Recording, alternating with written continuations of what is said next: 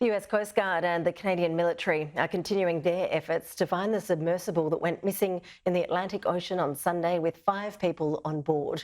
The search is centred off the coast of North America, more than 640 kilometres off Newfoundland in Canada. The Pentagon is also offering assistance. By later today, an Air National Guard C-130 will also join the search and conduct a search flight over the area. So by the end of today, we would have committed 3 C-130s to conducting search and rescue flights. In addition to that, the Navy has been in touch with the Coast Guard and is working to provide personnel, such as subject matter experts, and assets as quickly as possible. The US Coast Guard says less than 40 hours of oxygen is left on the vessel. Summer hasn't troubled the North Atlantic this year. The seas are rough and visibility low to non-existent. It's a bad time to launch an international search and rescue mission. Crew members of the submersible, Titan, left this port just a few days ago.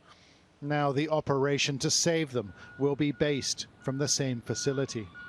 And the leader of Newfoundland said it won't be easy. We've had one of the worst springs on record, the worst spring since 1943, which of course is bad enough being on land. It's absolutely terrible being 600 kilometers off our shores. We're talking, 12-foot waves, heavy fog, very difficult search and rescue conditions.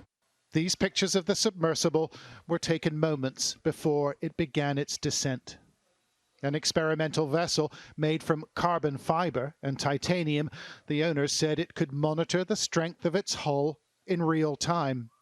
1 hour and 45 minutes later, the support team lost contact.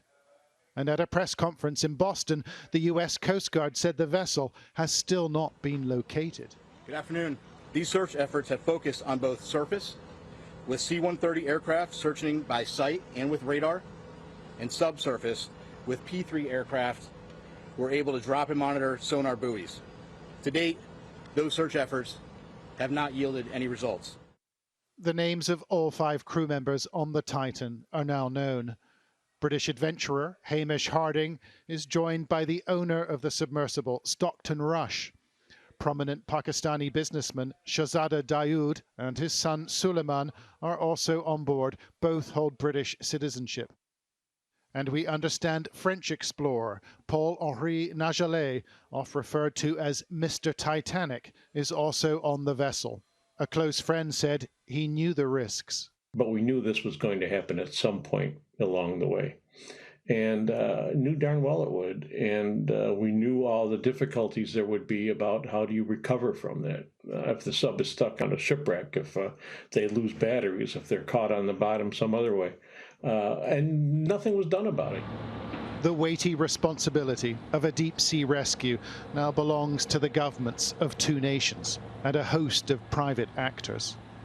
They've seen tragedy on the high seas on this island before, and they've mounted complex rescue efforts from here as well. But no one, not the Americans, not the Canadians, have been involved in an operation like this.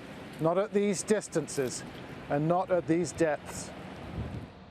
The Premier and the people of this province have offered their prayers, and they know that time is running out. John Sparks, Sky News, St. John's, Newfoundland.